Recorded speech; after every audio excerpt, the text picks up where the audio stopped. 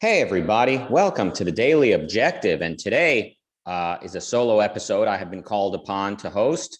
It's going to be challenging because I'm holding my microphone now that my equipment is stored away. And it's going to be a little bit of a challenge. At times, I might be like, yeah, so yesterday I was thinking about, you move your microphone away because you're not used to holding it. So I'm going to try to rise to this occasion. And I'm going to ask you to help me with that. Right off the bat, Marilyn with $1.49 and a picture of a mustache. Off to a great start. Please super chat your questions, comments, or just to show some support for the show. Please consider becoming an Ayn Rand Center UK member to get access to exclusive content as well as to help this thing grow. Speaking of growth, I've been reading Thus Spoke Zarathustra. I am 69 pages in out of like 350 pages. I already can't imagine what left there is to say. I feel like there's so much happening here. Good Lord. I'm going to start by reading a short excerpt.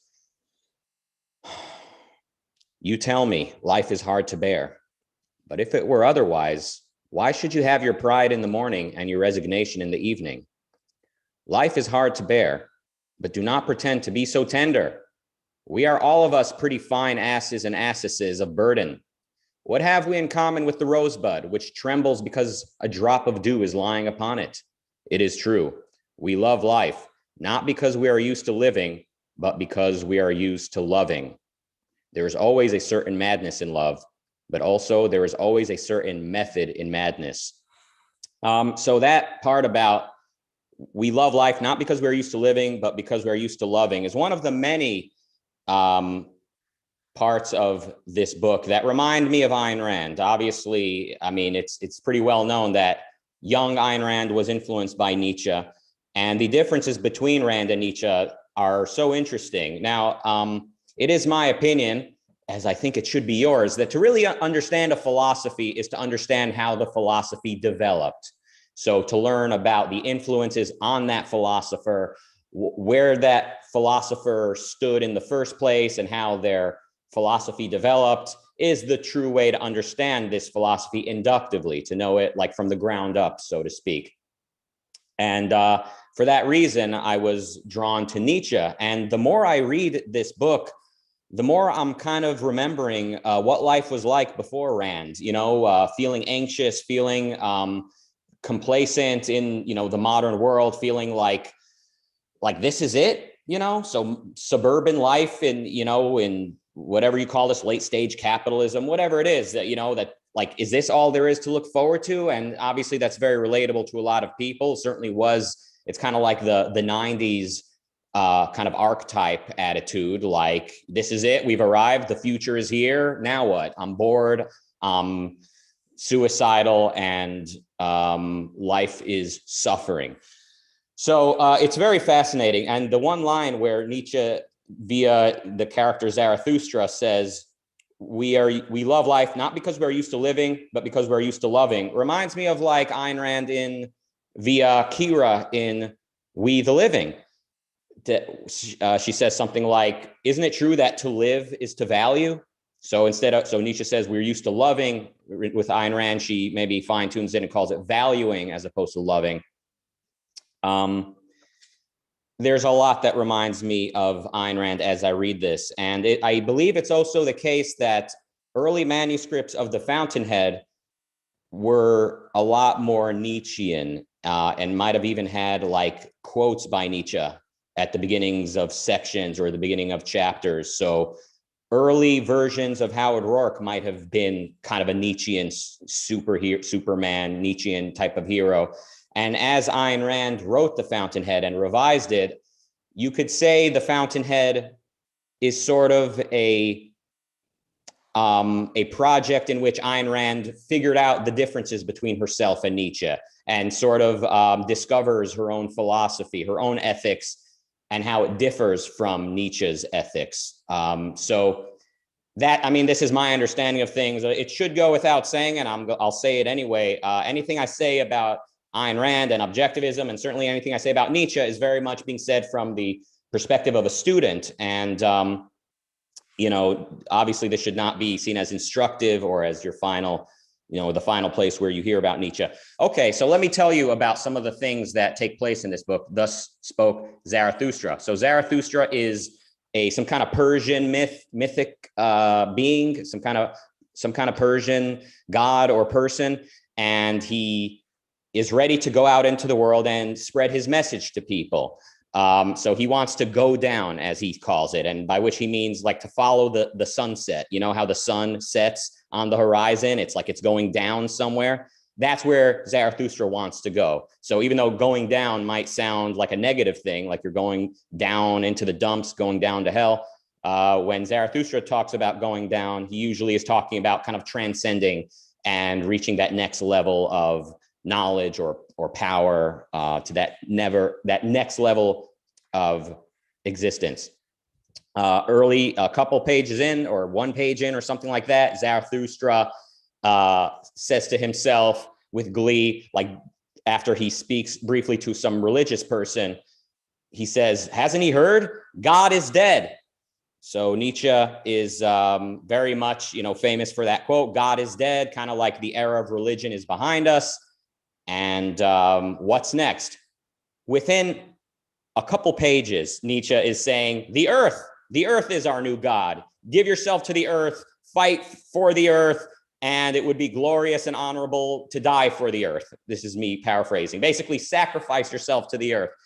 Not because you're pathetic and the earth is great, not like that, but because you're so mighty and you love the earth so much that it's an honor to die for the earth and to basically sacrifice for the earth if need be. So interesting to point out that the original kind of sort of badass rejecter of religion, the original rejecter of Christian morality, the original rejecter of altruism, maybe before it was even called altruism, the original guy saying, religion is behind us. Let's not be weak.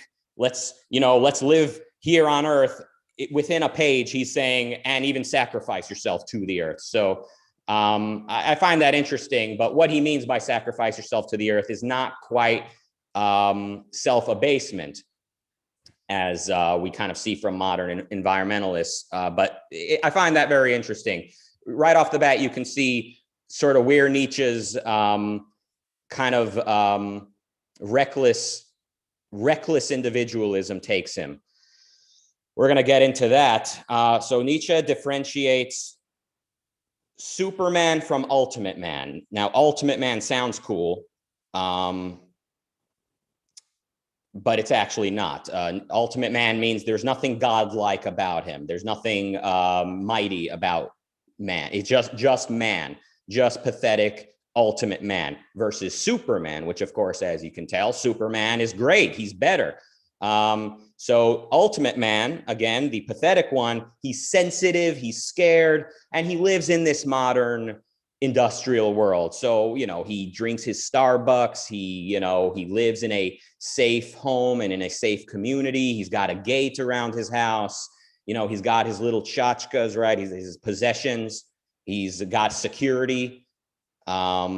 He really cares about his little material things. So even though Nietzsche is kind of encouraging like the strive for power, he's also not necessarily a fan of attaining material things, or certainly not valuing them too strongly, because Nietzsche kind of sees the clinging to material things as a sign of weakness and like being pathetic. Again, you can see this sentiment in the sort of modern kind of restlessness, the restlessness of the youth today. Certainly in the 90s, when I was a kid and in the early 2000s, there was this kind of feeling like, this is it, this is it. What? Go to school, get a career, and then what? Like what? Repeat the cycle, have some kids and send them off to school. Like, and what do I have to look forward to? Maybe I'll have a nice car. So yeah, this kind of, this emphasis on material things definitely is unsatisfying. And Nietzsche is he sees them as a sign of weakness. Now, we're going to get into what these material things signify and how to properly view the modern world later on. But for now, Nietzsche, he's basically rejecting the modern world. He's saying this safe, this very safe and kind of civilized order is not, it's not for Superman. It's for pathetic ultimate man. Let me remind you again, I am 69 pages into this book, so I don't know what's coming later. In case what I'm saying now is not really what Nietzsche is saying, please take it with a grain of salt and don't jump down my throat. So the ultimate man, the man who is not Superman, the ordinary, pathetic, weak man, he lives for sleep. He lives for sleep. Basically, he needs to answer 10 questions a day so that he can sleep that night. He needs to eat several meals a day so that he can sleep that night. His days are basically just leading him to sleep, and his life is leading him to death. So basically, his life is about death. His days are about sleep. That is not suitable for Superman. Superman loves the daytime, right? Superman loves being awake. Superman loves being alive. Superman is not pathetic and weak and, reliant on little material things and security and safety. Superman can't wait to go out and face the danger. So Nietzsche, he also criticizes the religionists, preachers of death, people who basically tell you, live for death, live for the afterlife, that your life really begins once you're dead. He sees this, he properly sees this as no philosophy for living on Earth. It's very, and again, you can see the influence on Ayn Rand. You can see Ayn Rand in agreement with Nietzsche on things like this, that the preachers of death, the religionists, they tell you, renounce this life and you'll be rewarded in the afterlife. Suffer and be complacent in this life and you'll have a better life after death. Nietzsche rejects that. And you can see, like I said, the influence on Ayn Rand and why she was drawn to Nietzsche to a certain point. Nietzsche describes the development of the Superman. Let me take a sip of my espresso shot, or whatever you call this. Speaking of, living pathetically in the modern world and needing your little pathetic shot of caffeine. Say what you will, but I'm going to take a sip right now, and I suggest you do the same. So the transition is threefold to become Superman. First, you become a camel. A camel, as we know, carries very heavy loads on its back into the very hot desert and doesn't mind doing so. So Nietzsche says, first you invite such hurdles, such burdens, like in the excerpt I read earlier. Nietzsche is saying, since when are we afraid of a little bit of burden? So the camel signifies that invitation of burdens. You become a camel. Then step two, you become a lion. A lion doesn't exactly invite these challenges. The lion, he's just in charge. He is powerful and without discipline, really. He just, he shows up and he owns the place. It's his. He does what he wants. There's nobody stronger than him. The lion is that next stage of development. And then finally, it goes camel, then lion, and then child. The child, maybe you're expecting dragon or Tyrannosaurus Rex, but no, the child, says Nietzsche via Zarathustra, is born innocent with no memories, with, he's forgetful, as the translation that I have puts it, meaning he has no memories, right? So it's a brand new clean slate. The child is born and has all these opportunities in front of him. He has no baggage, right? So he goes camel, then lion, and now finally child, born with no memories, no baggage, looks freshly at the world and says one word: yes, with a capital Y. Yes. Now, if you're a fan of The Fountainhead by Ayn Rand, that should definitely trigger your memory to the time when Howard Rourke meets with Gail Wynand and Dominique, and he talks about how anytime you look at something, like let's say a skyscraper, you look at it with approval and you think the word yes, it becomes yours in a sense. Not, politically, not legally, it's not yours, but as far as you're concerned, it's yours. You're looking at it, you like it, you approve of it, you're thinking the word yes, it is yours. It's yours to enjoy, it's yours to approve of, it's part of the world that you are fit to live in. So you can see again the influence of Nietzsche on Ayn Rand, especially early Ayn Rand. And then, like I said, I see now the Fountainhead as kind of a project in which Ayn Rand transitioned from kind of a semi-Nietzschean into sort of realizing the differences between her philosophy and Nietzsche's. And like I said, Rourke is meeting with Wynand where he's saying, you know, that anytime you look at something and think the word yes, it becomes yours. I now look at Gail Wynand in the Fountainhead as representing Nietzsche and Howard Rourke as representing Rand, and like the friendship between the two of them, as you know, between Rourke and Wynand, as kind of symbolizing Ayn Rand's affection for Nietzsche's work, and but also noticing and exploring and realizing the very important differences between herself and Nietzsche. And this is dramatized between Rourke and Gail Wynand. So, I mean, again, speaking for myself as a student, obviously I would not presume to speak for Ayn Rand, but I kind of now look at the Fountainhead as sort of a meeting between Rand and Nietzsche. I mean, jumping over to the chat room real quick, Analytic Synthetic Dichotomy says Wynand wouldn't be the ideal man according to Nietzsche. Well, I mean, why is that? I know he lives in the modern world and deals with, you know, modern things, and he's not completely reckless, but I'd be curious why that is. But obviously I have a lot more to understand about Nietzsche. This is based on so far what I've read and thought about. And so you can see how do how does Gail Wynand end up in the Fountainhead versus Howard Rourke? Of course, as you can see in the Fountainhead, Howard Rourke ends up happy. He has the love of Dominique. He has a successful career. It is clear that the modern world is suitable to a moral hero of Ayn Rand's philosophy. So remember, I was talking about how like Nietzsche kind of condemns the modern world and says, oh, all these pathetic men, you know, clinging to their little petty material things and their security.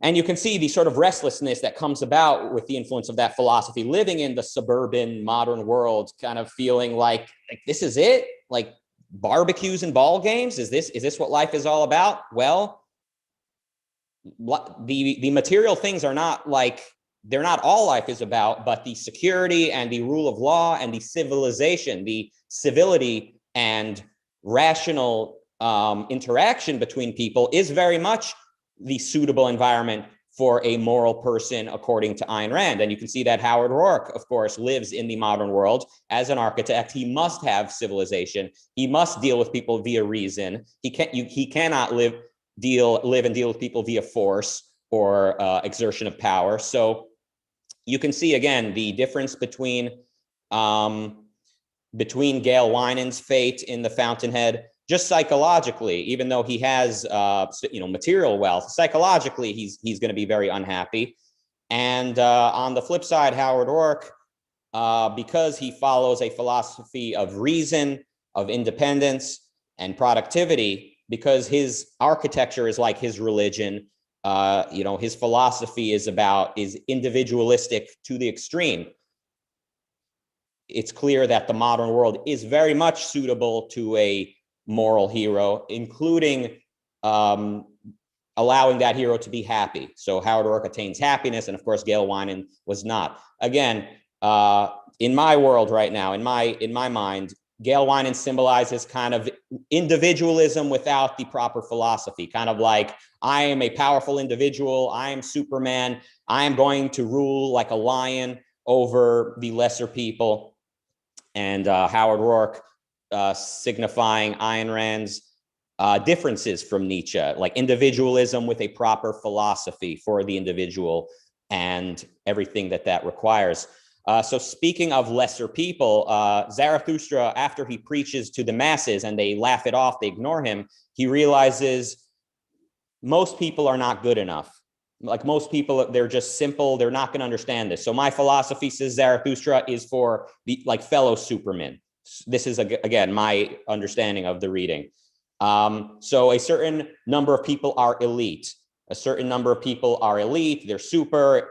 And so Nietzsche, he's not interested, according to what I've read, is not interested in getting the agreement and influencing the average person. The average person is too pathetic for this stuff. So you can see, again, influence on Ayn Rand, like certain similarities with Ayn Rand when she talks about, the atlases that hold up the world, right? Like certain people, they were just kind of almost born, maybe they were born for greatness, and the rest of us owe them our thanks and gratitude.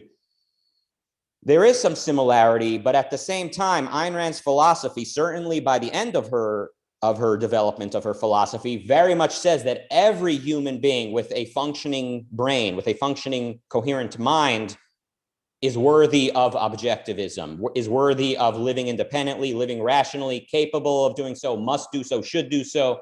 So whether you're a bricklayer or a Fortune 500 CEO or an inventor or a janitor, in your own context, you apply this philosophy to your own concerns and you reach for your own greatness. So you can be Superman in your own context with whatever tools you have mentally and materially.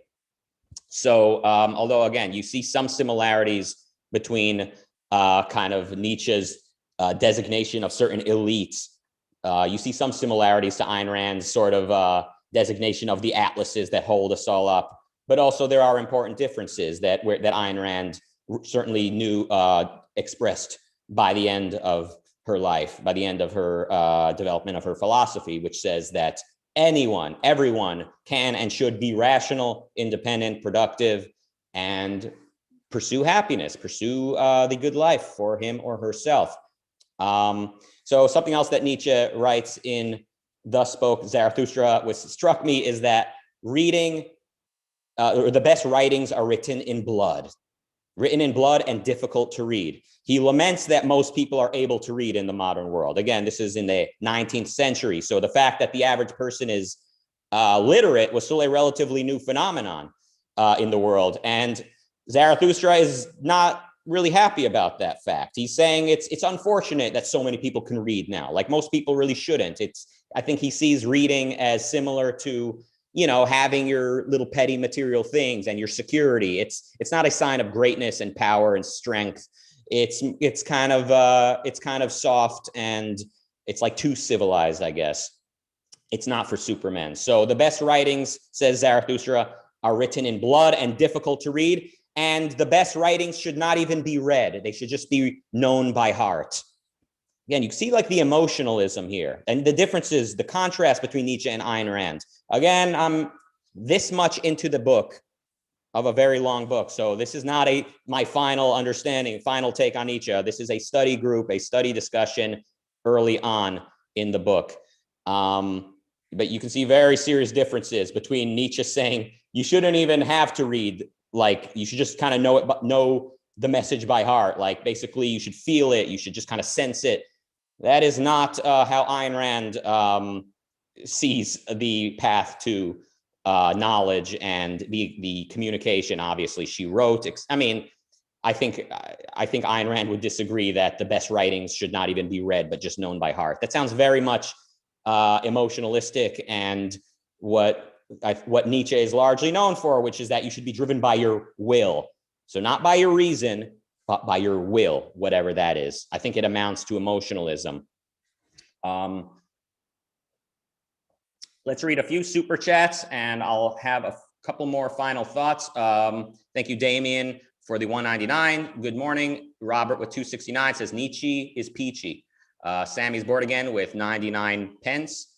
Marilyn with $2. Damien with 199 says, when you die, you give back to Earth. Yeah, I'll give back to this Earth when I'm a corpse. How's that sound? Robert with 269 says, dare to be awesome, worthy of awe. Hugh James, who is a very good parody account of Hugh James. So Hugh James is a avid commenter in this chat. And then a guy who calls himself Hugh James writes very similar types of comments. I wish he would add like an E to the name or change the spelling in some ways, so that the actual Hugh James is not misrepresented. But other than that, I find this user very funny. Hugh James with 99 pence. Thank you, Roland, for $4.99. He says, I'm sipping my scotch here. Robert with $2 says, we mundane ones exist to buy Rucka and espresso. Jonathan with $9.99 says, number one fan. Louise with £2 says, cool. Sammy with 99 pence says a picture of a black cat. And Marilyn with $2 says, I wonder if Nietzsche's ideas influence eugenics. Well, we'll get to it in a moment to Nietzsche's influence on the totalitarians. But first, I want to mention, as I was reading Nietzsche and kind of reflecting on my younger days, basically my teenage years before reading The Fountainhead, again, anxious, complacent, unsatisfied, kind of like, wow, like we made it, like we're here, we've got all this technology and all this entertainment and all these pastime activities and all these opportunities in life, but so what? Like, now what, you know? I'm reminded a lot of a rock band called 9 Inch Nails, which if you're my age, you know well. If you're young, you might have never even heard of. But they are, I think, the essential music group representing this 90s culture, this this kind of skateboarding, pierced, kind of complacent and anxious and unsatisfied with the modern world kind of the mentality of the youth in the 90s. You know, in a very monumental movie called Clueless, there's a line where like the skateboarder and type of archetype in class tells the teacher, he says, I think my kids are going to feel about 9 Inch Nails the way that I feel about the Rolling Stones. So I should probably stop giving my mom such a hard time. And that's true. We've actually reached that today. Today's youth doesn't get the 9 Inch Nails. They don't understand the 90s kind of rebellious, or whatever you describe the 90s, kind of angry, lashing out, hyper expressive entertainment of 90s rock and 90s, the sort of 90s, the whole 90s thing, right? Today's kids don't get it. Today's kids, like the Zoomers, whatever they are, they're like the first generation to be less cool than the generation before them, which is me. Today's kids they're the most uncool people ever. There's no trace of rugged individualism anymore. Now, of course, the individualism of the 90s, of 9 Inch Nails, of whatever that was, it was superficial at the end of the day, but at least it was like clinging to some kind of rugged individualism. But there's no trace of that today. Today, everybody just wants to be part of a group. Everyone is just asking, what can I do to be a better group member, to be a better ally? How should I speak and behave to make everybody around me comfortable? So it's, shame on all of you, I say, but, anyway, 9 Inch Nails and I bring them up not only because they kind of signify the complacence and anger of that like 90s culture, of feeling unsatisfied in the modern world, but also you read the lyrics and the song titles of 9 Inch Nails. There's like a song called The Becoming. That sounds very Nietzschean, right? Becoming, being, with a capital B. It just, you could sense a lot of Nietzsche, like some of 9 Inch Nails. They're like angry at religion, but then also very like unsatisfied with kind of what's on the other side of rejecting religion. Yeah, check out 9 Inch Nails. They had a song called Heresy, where the lyrics go, God is dead and no one cares. If there is a hell, I'll see you there. That obviously God is dead is a famous Nietzsche quote. So I definitely see 9 Inch Nails as kind of representing, influenced by Nietzsche, and kind of representing this complacence, this restlessness in the modern world that Zarathustra expresses in what I described. But where does that anger take you? Or where does Nietzsche's individualism take you without a good philosophy, without a philosophy of individualism? Nowhere positive. If you're completely sort of undisciplined and without direction, you could end up dead. You can end up feeling too anxious that you end up committing suicide. I mean, this is, again, you see like the 90s culture, self-mutilation everywhere. School shootings. I'm not linking all of what's wrong in the world to Nietzsche directly, but this sort of this bewilderment and disillusionment with the modern world, I sort of see as kind of represented in this kind of like this, in kind of a lot of what I read in this, I guess what you would call existentialist writings.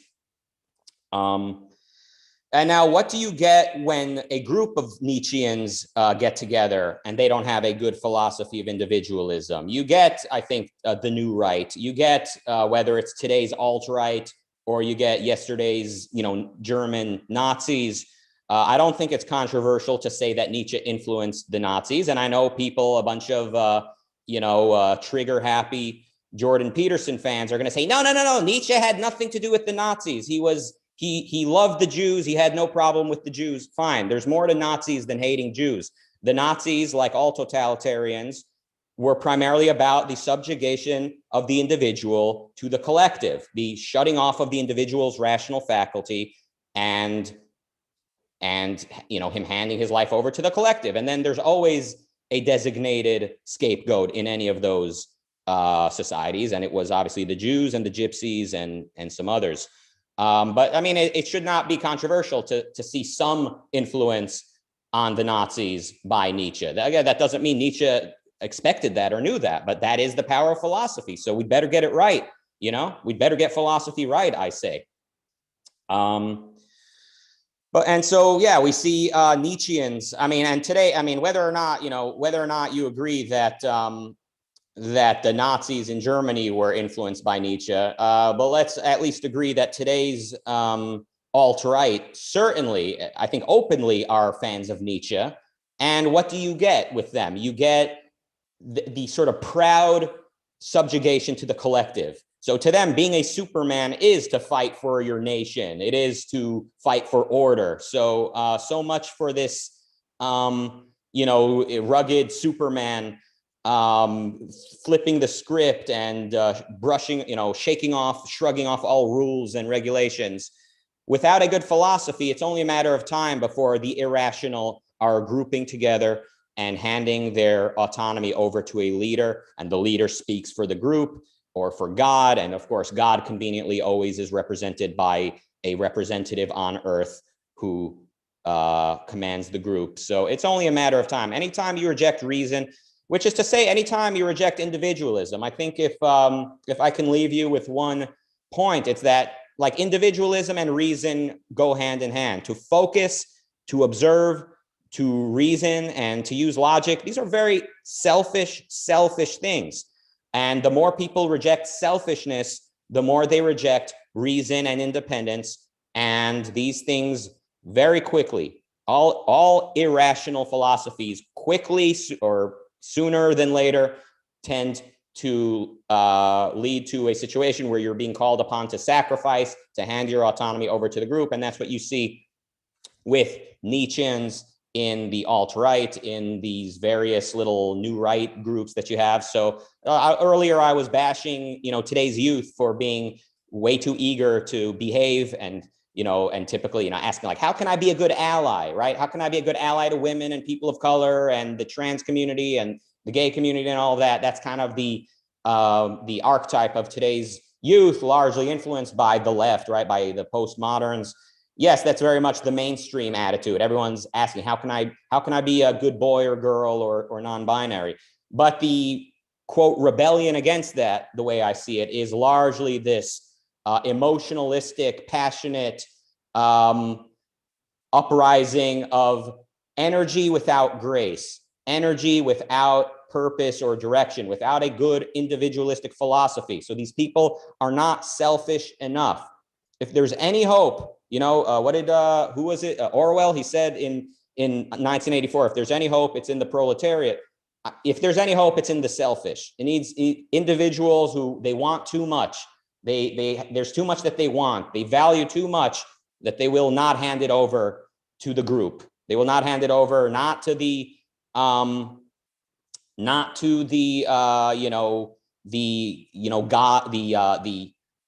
tribunal of, not to the clergy of social justice, but also not to the Nietzschean, nationalist leader or anything like that. People need to want to be selfish, and they need to want to be living. They need to want stuff. Again, you see this Howard Rourke. The modern world, the capitalist world, is very much suitable for him and what he wants. He is a Superman of the objectivist variety. And you and I can live that dream as well. We need, obviously, political freedom. We need individual rights to be protected. And also, we need to want it. We need to fight for it, and we need to love it and to value it. And we need to have actual values that we're pursuing. So we're doing that here today. I'm telling you what I am reading, and you're listening. Thank you for valuing with me. Marilyn with $2 says, Hitler first went after the handicapped and elderly. Yeah, I mean, that sounds like some of what I'm reading in Zarathustra's, in Thus Spoke Zarathustra. And again, Nietzsche wouldn't necessarily want that. Maybe he would be strongly opposed to it. But this is the power of philosophy. I also find it interesting, by the way, this is kind of a side tangent, how the entire book is like preaching. Like the entire book is just like an expression of the philosophy. And people, they criticize Ayn Rand. They say, oh, her characters, they have these long speeches. Those speeches are a sliver of the overall book, whereas Nietzsche's entire book is one long speech. But, anyway, it is what it is. Maybe you can say that Ayn Rand's novels should not have long speeches because they are novels, and this is more of a poem. So, okay, that would be one response. See, I'm steel manning the critics of Rand, but I disagree with them still. I think the speeches in Rand's novels are perfectly appropriate and necessary for what she was creating. All right, everybody. I guess that's all the time we have today. I think I've covered a hell of a lot that I wanted to say. Maybe we'll do part 2 as I continue to read. Again, the reason that I wanted to read Thus Spoke Zarathustra is because I believe that in order to really know a philosophy, you need to know how it developed. So you want to learn what did Rand believe when she was young? What did she read? You want to read Victor Hugo's books. You want to read Nietzsche. You want to read Ayn Rand's journals, I suppose. That's probably on my reading list at some point, just to kind of see how her views of life developed over time. So the same is really true, I think, with not only with a philosopher, but let's say with science. You want to learn how the scientific method developed over the centuries. If you love a certain musical artist, you might want to find out, well, what are the influences on this artist or this band, and listen to that. The list goes on with anything that you're interested in. You want to kind of learn about the influences on that thing to better understand it. I hope I've expressed myself adequately. I hope you've enjoyed this discussion. Again, as I'm reading Thus Spoke Zarathustra, I've come to see the Fountainhead as like the project in which Ayn Rand comes to see why she's not a Nietzschean, and Gail Wyman sort of represents Nietzsche, and Howard Roark represents Ayn Rand. There is an important friendship between the two of them, I think, sort of signifying Ayn Rand's that she had a lot of nice things to say about Nietzsche, but ultimately those differences between her and Nietzsche make all the difference, as you can see, between Roark and Gail Wyman. Thank you all for joining us today. The book, again, is called Thus Spoke Zarathustra. If you'd like to pick up a copy and read it, maybe we can have part 2 at some point. I think I read all the super chats. We're going to jump over to Clubhouse next. We have nothing else happening here on the channel today. Wow, second day in a row with nothing new. This ought to show you why the exception proves the rule. The rule is there's so much content on Ayn Rand Center UK that it's unusual to have no announcements. Typically, we'd have multiple announcements. Nothing left to see today, but other than the after show coming up right now. But let me see if producer Dylan has, he said, okay, the essay discussions will move to Tuesdays at 8 p.m. UK time.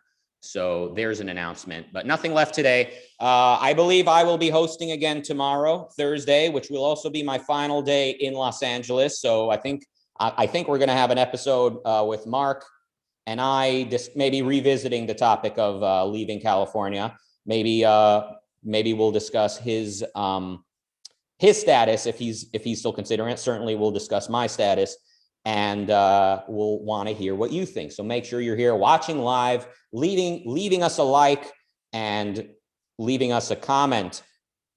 I wonder if I missed any good comments in the regular super chat room, because there was so much being said.